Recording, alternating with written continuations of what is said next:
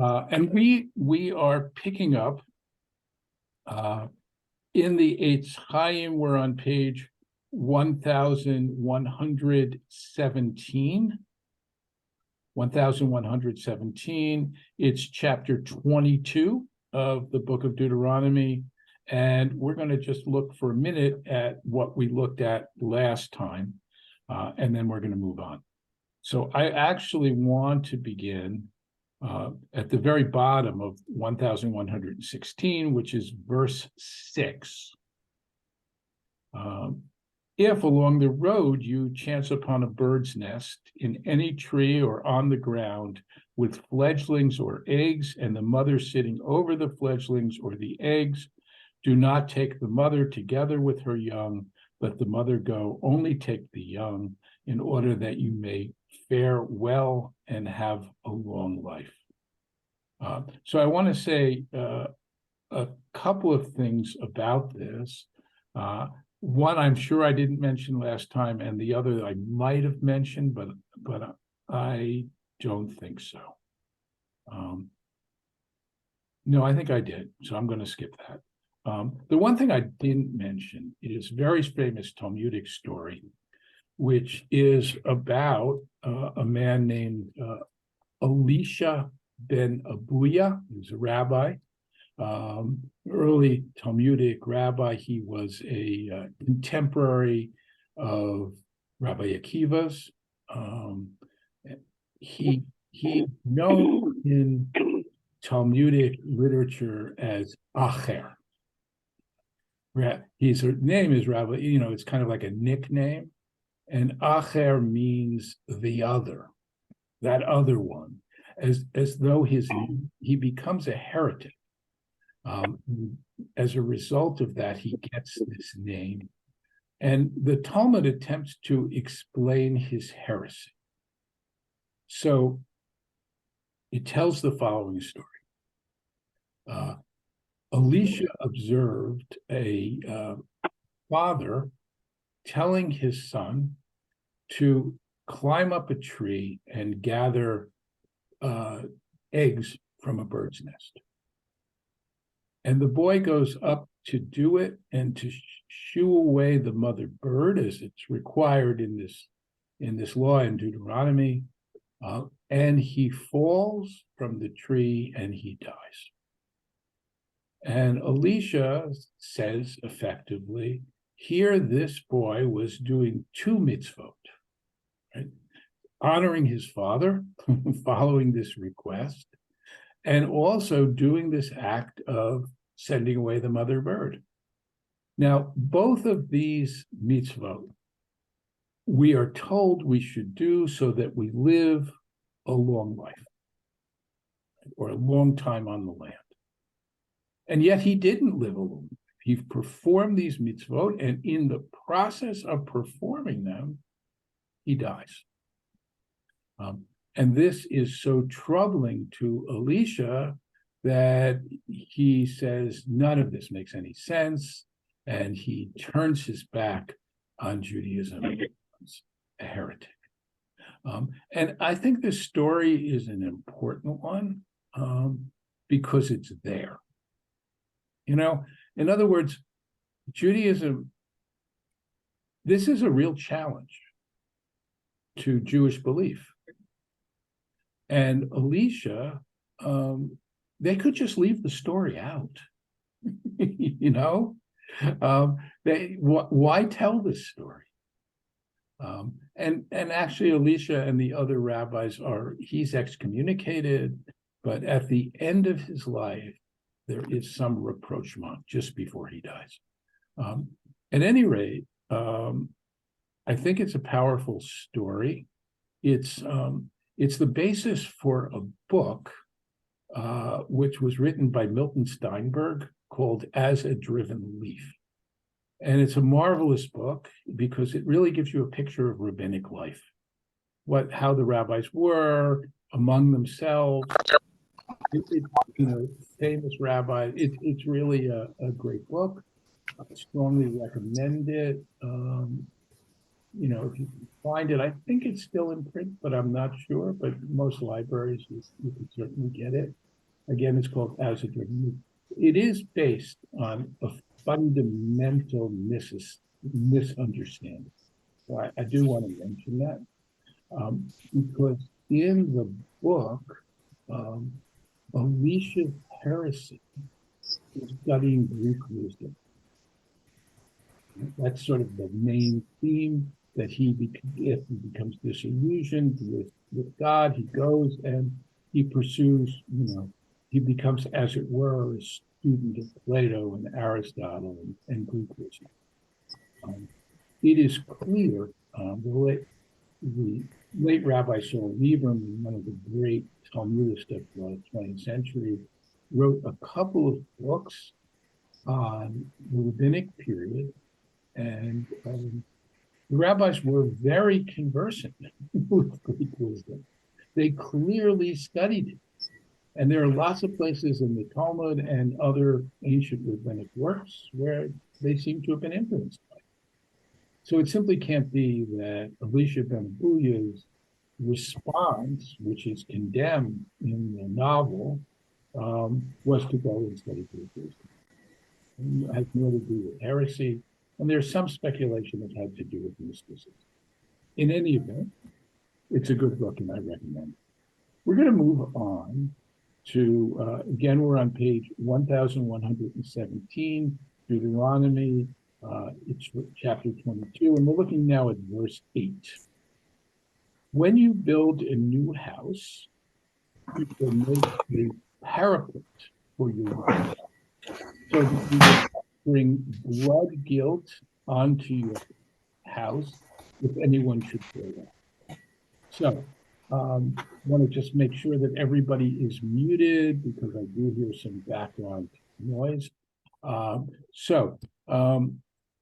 It's a requirement, and it's an interesting requirement, right? You have to understand, first of all, that in biblical times and in rabbinic times, the roof of the house was a major space. It was used. People would go up there.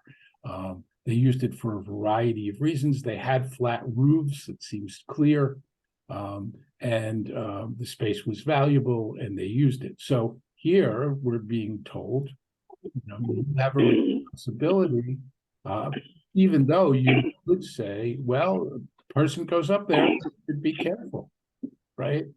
No, you have a responsibility to ensure that that there is no one who can possibly be endangered. And in rabbinic literature, this small law becomes the basis for all kinds of things, right? Where you have an obligation to protect people's health and well-being. And so there's discussion about, well, what happens if you dig a pit and someone could fall into it? You can think of a case where you have a well that you've dug. And, we know these stories of children who fall into wells and so on. So all of this is taken as a limitation on a person's right on their own property. And I want to emphasize that, right?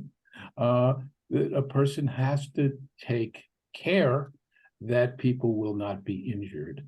Of course, we have similar laws in our country, and we don't talk about building parapets about roofs, but there is a responsibility of a homeowner. You have all these trip and fall cases, and if the homeowner is responsible, and that's why we have insurance and so on. One of the things that also stems from this law is the idea that you have an obligation to protect your health. In other words, for yourself. You do not only do this for others, but you have to do it for yourself. And people who have argued that it's against Jewish law to smoke cigarettes have used this as a kind of basis about which they build all kinds of other arguments, right? That you can't endanger your own health and you can't knowingly do it, which I think seems to be a pretty good argument against smoking, although we all know how addictive it is. And, once people get hooked, they get hooked. I want to use this, though, to talk for a while about the general issue of blessings. There is a blessing to be said when you put the parapet around your roof. In other words, it's not, it's like putting a mezuzah on the door. You wouldn't think so, right? But in the way the rabbis understand this, there's a blessing, so Baruch atah Adonai Eloheinu melech haolam asher kiddushanu b'mitzvotav v'tzivanu la'asot me'akah. Blessed are you, O Lord our God, King of the universe, who has commanded us to put a parapet, right? And I would also take note, though this is discussing a new house, right? When you build a new house, it's clearly applied to any house. If you purchase a house that doesn't have this on its roof, you have an obligation to put one there and you say the blessing. So there are three basic kinds of blessings. This is a blessing over doing a mitzvah, right? And we're all familiar with a lot of those blessings, right? There's a blessing to be said over the shofar. There's a blessing to be said when you put a mezuzah on the door. There are all kinds of blessings that say, essentially, I understand that what I'm about to do is a mitzvah. That's what I'm doing. You might, if on Friday night, you wanted some light in your house and you lit candles, but you didn't intend that you were doing that because it was Shabbat, it wouldn't be a fulfillment of the mitzvah, right? So by saying the bracha lahadlik ner shel Shabbos, you are in effect saying, what I'm about to do, I'm doing for the performance of a mitzvah. So that's one reason why we do them. There are other kinds of brachot as well, right? So there is a bracha, which is really a bracha of appreciation. We know these brachot, the bracha over bread, for example, right? The motzi is a way of acknowledging that our food comes from God and expressing gratitude. And there are a whole host of brachot like that. Most people are not really familiar with many of them. We don't have a lot of occasions to do them. There's a blessing over smelling sweet spices. There's a blessing over seeing the sea. If you come and you see the ocean for the first time or the first time in a season, there's a blessing to be said, reflecting on God's creation. There's a blessing over lightning, the blessing over a rainbow, all kinds of things that sort of lift the spirit and we might enjoy. We are becoming sensitive to the fact that this is not just something that happens, but it's a way of appreciating God's creation, right? So that's another kind of blessing. And then there's yet an additional kind of blessing that we say simply in prayer, where we reflect on God's attributes, for example, the things God does in the world. Blessed are you who heals the sick. Blessed are you who lifts up those who are fallen down. And a whole host of others where it's sort of interesting because we are both blessing God, thanking God, but also there is a sense in which we're saying, hey, God, this is one of the things you do, so do it. At the same time that we're kind of acknowledging God, we're also it's kind of a request that these things should be done. So we're reflecting on God's nature, we're making a kind of request, as opposed to a blessing of gratitude, and as opposed to a blessing where we're just acknowledging that what we're about to do is a mitzvah. So I have one more thing I want to say about this, and that goes back to the blessings over mitzvot, and that is that there aren't blessings for all of them, right? There's no blessing for tzedakah, for example. Right? When you write a check, as many of us have, and I hope all of us have, right? For example, to an organization which is caring for, displaced Israelis, or the Magen David Dome, or whatever you are, or emergency campaigns, you don't write the check and then say, "Blessed are you, O Lord our God, King of the universe, who has commanded us to give tzedakah." When you show respect to a parent, if you imagine your father saying, "I'm thirsty," and then you go get a glass of water and you say, "Blessed are you, O Lord, our God, King of the universe, who have commanded us to honor our parents here." Right? We don't do that. And so I've wondered about this for a long time. And I think, though I'm not positive, but my own theory is the reason for this is ordinarily, once we say a blessing and perform the act, we have fulfilled our obligation, right? You say a blessing and put a parapet around your roof, you're good. You say a blessing, put a mezuzah up on the door, you're good. You say a blessing over Shabbos candles, and you're good. Till next Shabbos, of course, but for this Shabbos, you have no further obligation. Think about tzedakah. Just because I wrote a check doesn't mean I'm done, right? The obligation is an ongoing, continuous obligation, as is the obligation to honor parents, right? So I can't say a blessing, do something, and have fulfilled the mitzvah. And my own sense is that may be why there are blessings where we are fulfilling a divine commandment, for which we don't say blessings. Okay, I'm going to pause for a minute. I'm going to open things up.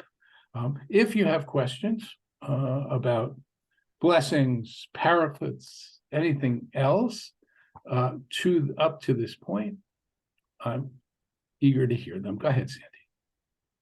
Getting back to Elisha ben Abuyah, it occurred to me when you were talking that, well, two things. One is that it says, "Honor thy father and thy mother." That's one of the commandments. Is that correct? Yeah.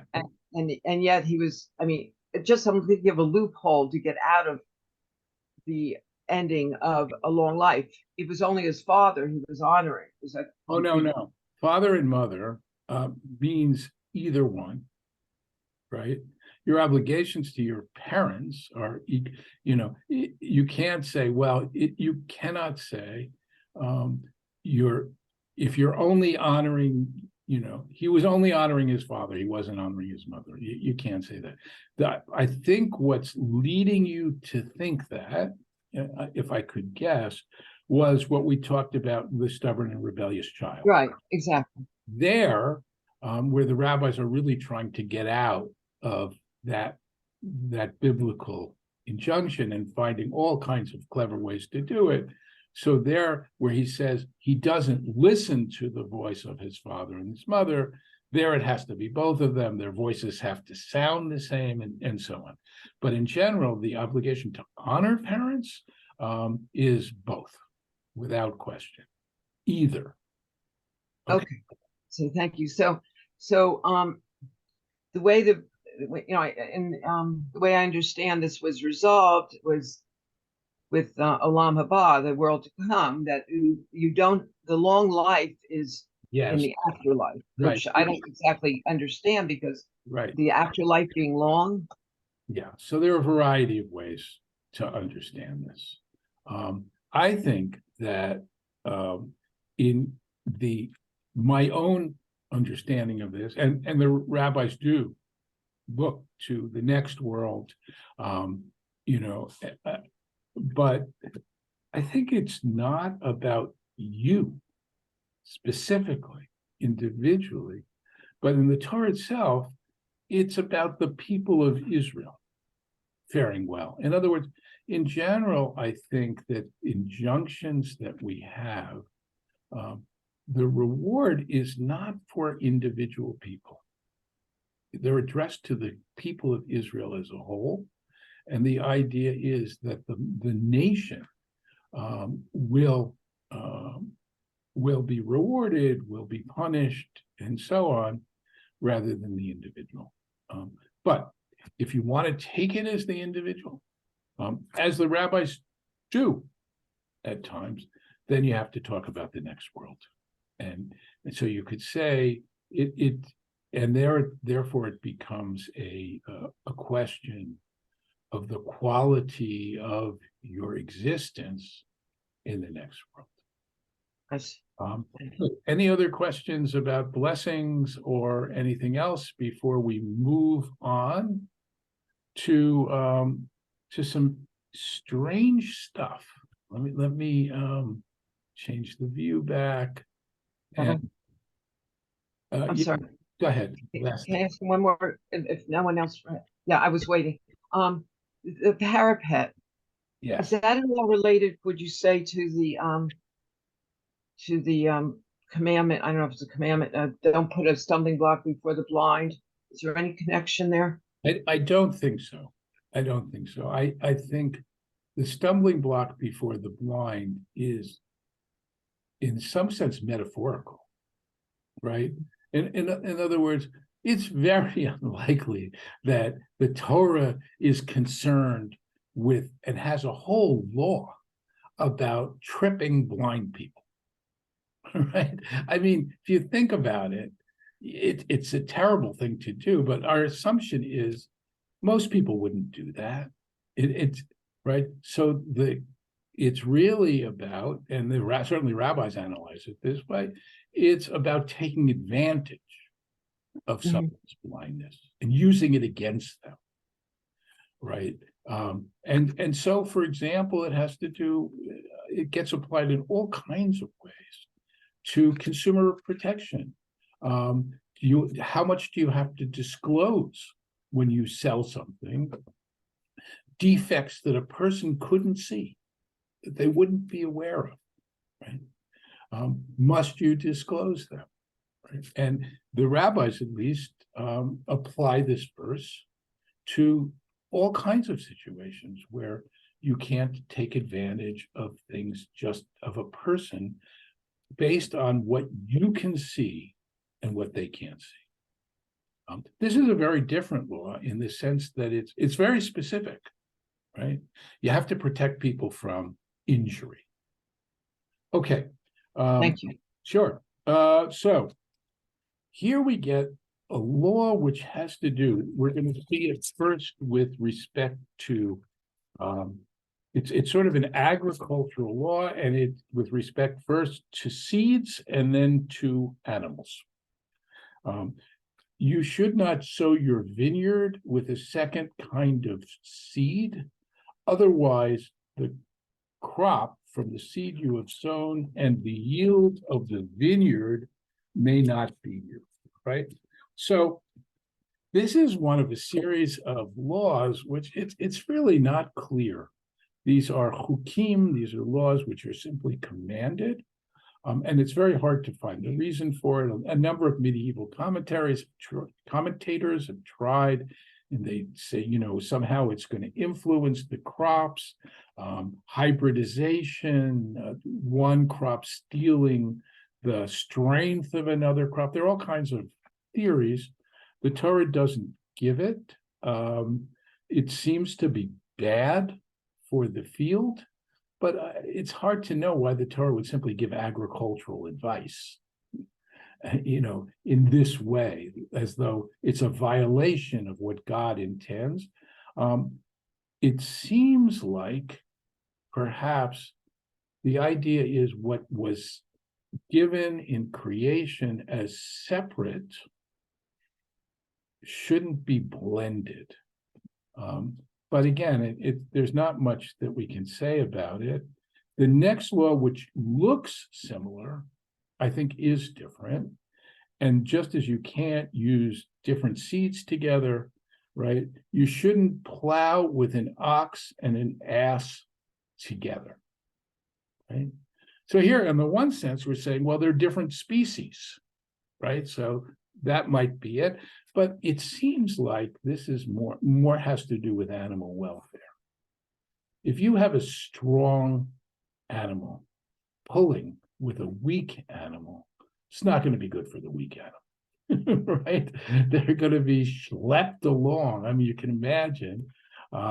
Now, you can think somebody, well, I'll get a little extra horsepower if I use, in addition to the ox, I'll use the donkey and it'll go faster. But the Torah seems to be concerned here, as in the case of shooing away the mother bird, which we just looked at, with the welfare of animals. And this basic principle is called Tsar Balei Chayim, which means causing pain to a living thing.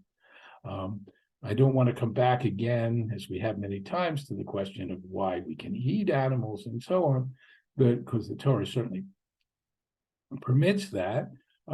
But the idea is you need to be concerned nonetheless with their suffering. And now we get another law about combinations, and that is you should not wear clothing combining wool and linen. Right. This is known, the Hebrew, if you look at it, lo tilvash shatnes. Shatnes is the term for a mixture of wool and linen, and you're not supposed to wear. You can go in certain neighborhoods, if you're buying a new suit, you can take it to a shatnes inspector today, and they will look at it, and they will be able to do tests, and they will tell you whether there's shatnes in it, and if there is, then you wouldn't wear it. I want to be clear also that this has to do with clothing, right? If you had some other item, I remember once somebody was making a needlepoint, which was wool, but it was on the basis was linen that they were stitching in and out of. And they said, oh, is this shatnes? And the answer is no, because you don't wear it. Right. So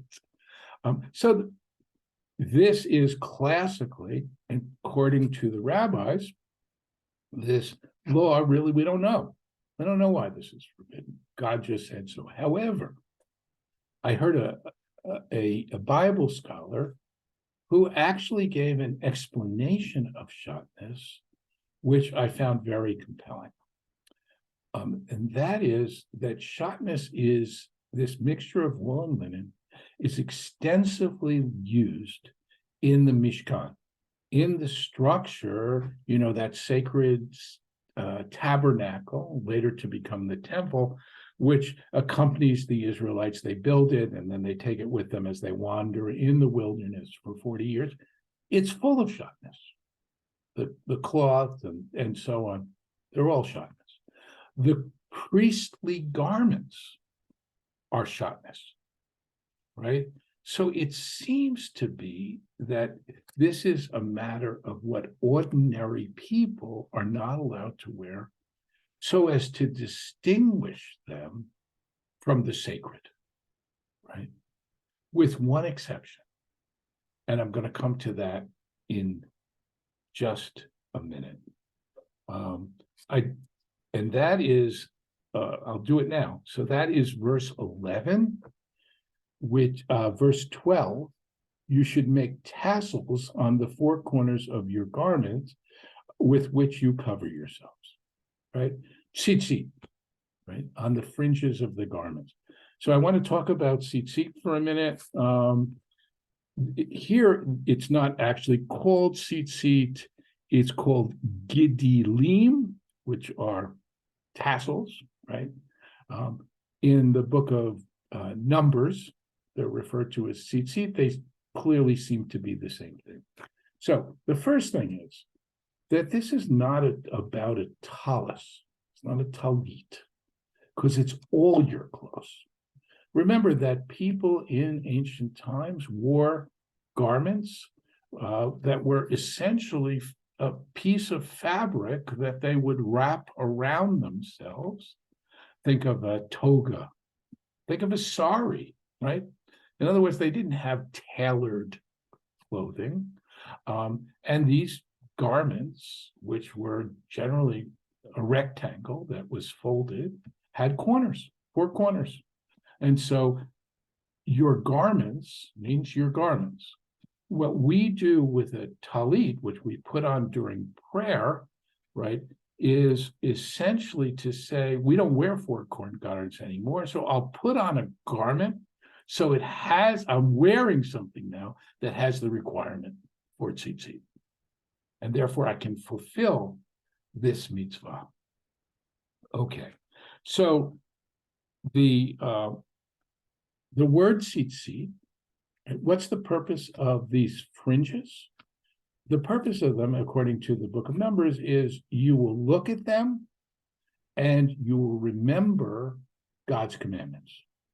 Ritemoto, right? You see them, uzahartem, and you'll remember God's commandments. And Rashi, in his commentary, has a really interesting thing. He says, well, if you look at tzitzit, at least the ones we have, you can understand them as 613, which of course is the number of commandments according to the rabbis that are in the Torah. How do you get there? So you have in the tzitzit, you have 8 strands, right? They're actually 4, but they've been bent over. And you have 5 knots. So we're up to 13. Where do we get 600? We have to use gematria. Gematria is each number, each letter is also a number, right? Aleph is 1, Bet is 2, Gimel is 3. And therefore, if you have a word, you could actually figure out what the numerical value of that word is. That's called gematria. And the numerical value of the word tzitzit is 600. So tzitzit equals 600, 8 strands, 5 knots, 613. Very nice, right? I don't think that's what the Torah intends, but it's very clever and it's very nice, and it does get to the Torah's point, which is that this is to remind us of the 613 commandments. Now, here's the thing about a tallit. At least in the early sources, it's made out of wool and linen. It's the fringe. It's made out of wool and linen. Exactly what we said was forbidden to wear. So how do we understand that? And remember, I said this is the priestly garment. The priests had wool and linen together. Remember that we are to be, as a people, Mamlechet Kohanim v'Goy Kadosh, a holy nation, right? A nation of priests, literally. Mamlechet Kohanim means a nation of priests, and then a holy people. So if we are, as a nation, supposed to be priestly, but we're not priests, the idea of having just this fringe made of the stuff that only priests can wear, I think becomes symbolic of the fact that we have that calling in the world, a nation of priests. And by the way, what does it mean to be a nation of priests? Well, the priests are there for the Israelites, right? The Kohanim are there to offer sacrifices for us, to serve God on our behalf. The idea that we are a nation of priests suggests that we have that role for the world. Right? This idea that Judaism is a light to the nations, or Lagoyim, that we are meant to lead people towards an exemplary life by ourselves leading an exemplary life, I think is inherent here. And so this becomes, I think, a powerful symbol. Now, unlike the garment that's described here, which is something you wear all the time, it's your clothing. Of course, we don't wear a tallit all the time, right? Just worn in prayer. But there is something called a tallit katan. which is a small tallit as an undergarment. Generally, you have an undershirt, then you put on the tallit katan, and then the overshirt. Why is there a tallit katan? Well, on one level, it's because this is talking about a garment that you would wear all the time, although we don't wear fringe garments. We don't wear square garments anymore, so you don't really have to do it. It seems to have developed during the Middle Ages at a time of persecution, where for a Jew to wear the fringes outwardly would indicate that they were Jewish. And that was dangerous. And so this idea of wearing the tallit under your clothing seems to have originated there. I would mention also that like tefillin, right? In prayer, and men wear tallit and tefillin. They were originally worn all day.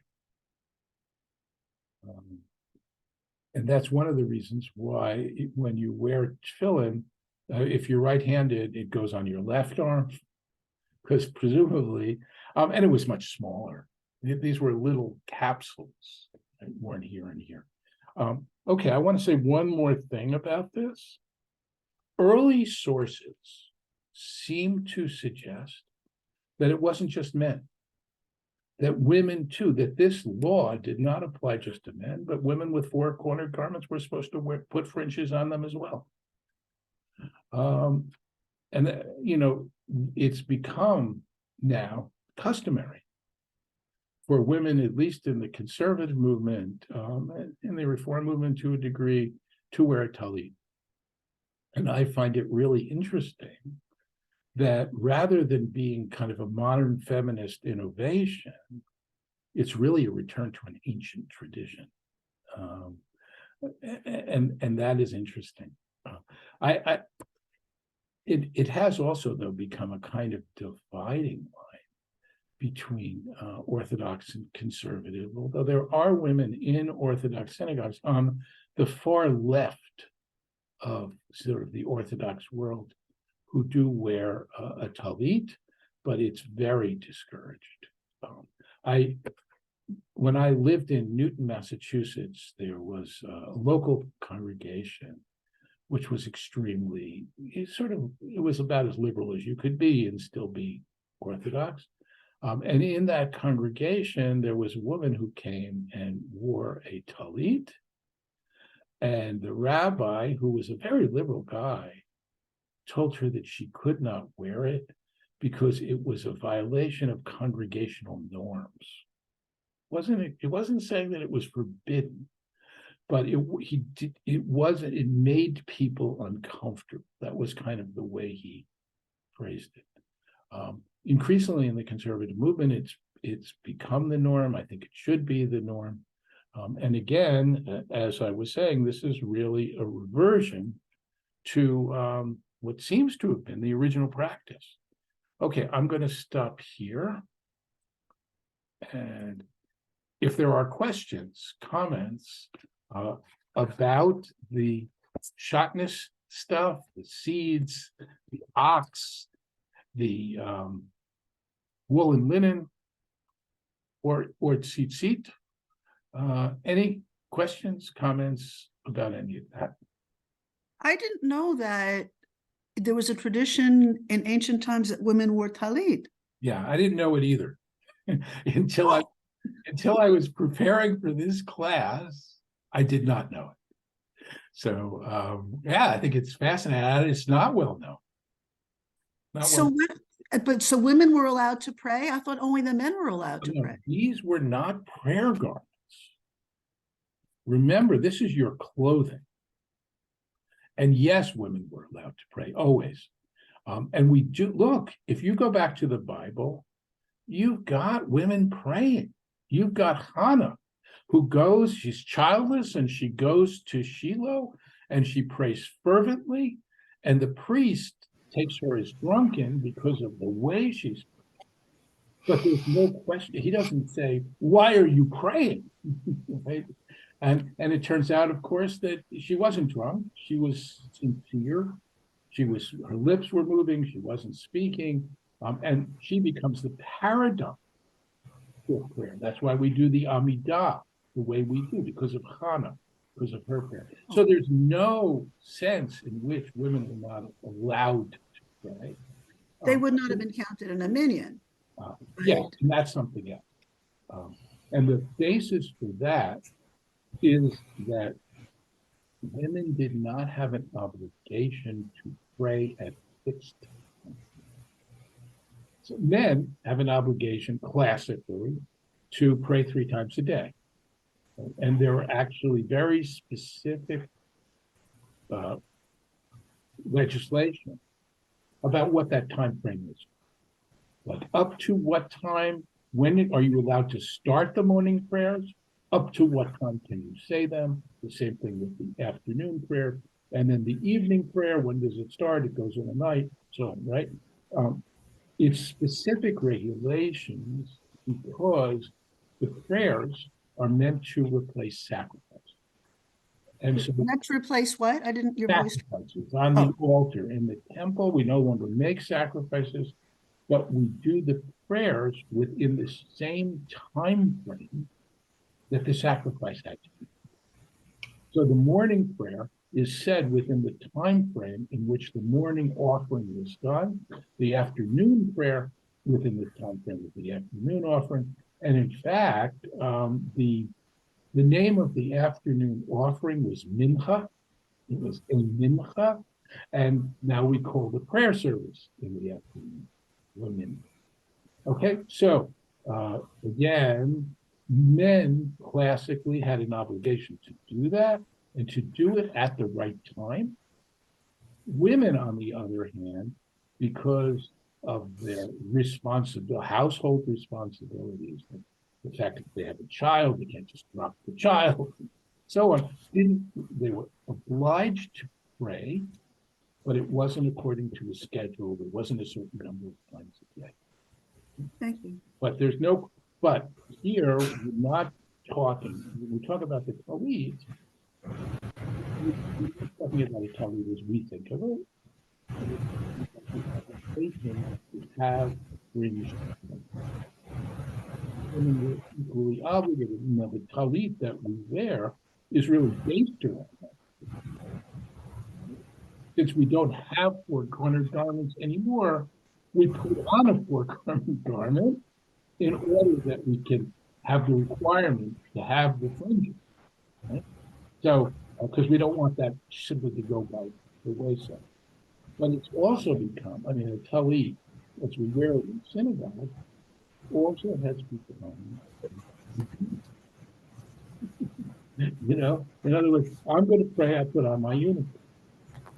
And I had a very dear friend,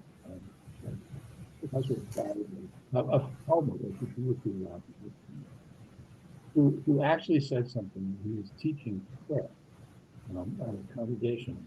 We're not going into Stalin, and he said something really profound. He said, think about the football.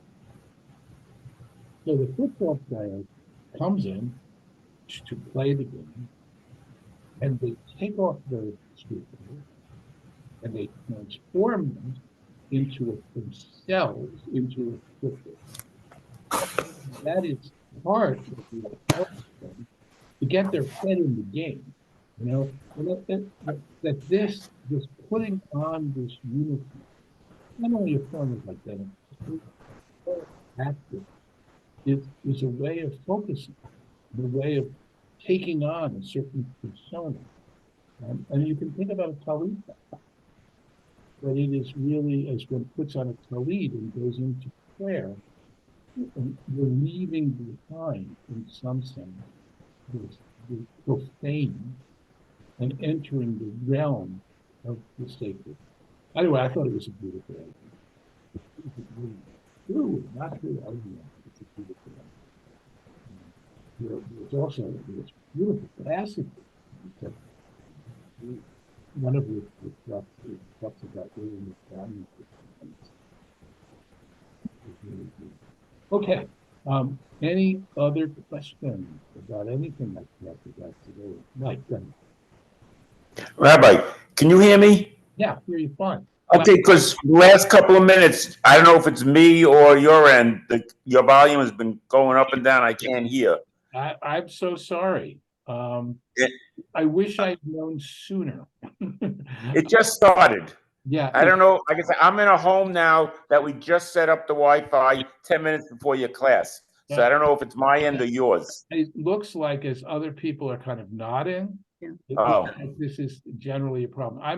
I want to know now, can you hear me better? Is this better than it was, or is it the same? It's light, but I can hear you. All right, that's interesting. I'm sorry to hear it. I'll have to look into it.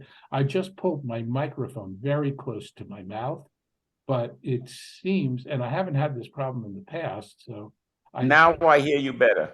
I'm glad. I'm just wondering if it's a Wi-Fi problem. In any event, I will solve it. I will solve it before next week. That's your homework. I have a question for you. Good. You mentioned about the women in olden times used to wear four-cornered with Yes. fringes, like etc. And if I said that to someone who's Orthodox and he said that's not true, where did you see that? All right. I don't have it. It's a source. Let me see if I can pull it up really quickly because I was just. I don't mean an exact chapter and paragraph, but in what? I know what you mean. I know what you mean.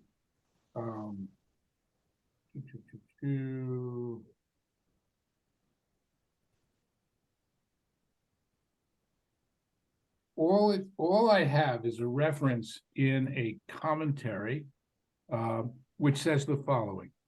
There is nothing in the commandment to suggest that it is limited to men, and some of the early rabbis held that tzitzit are to be worn by women too. I don't know these early rabbis. Wait, was that last sentence? Nowhere does it say it's not to be worn by women too, or can be worn. I couldn't hear that. Some of the early rabbis held that tzitzit are to be worn by women. Okay. To our command. Now, I wish I could tell you the source for this. I don't have it. I don't know whether it's in the Talmud. It's in there's a whole collection of midrash that contains halacha in it. I don't know. If I can find something more definitive, I will, and I will let you know next week. That's all I can give you for now. That's enough. Okay. On that note, I want to suggest that we see each other next week, same time, same place, and hopefully with better audio. So have a great week and happy Halloween. Thank you. Thank you, Rabbi. Goodbye, Rabbi. All right. Thank you. Too much candy. Take care. You too.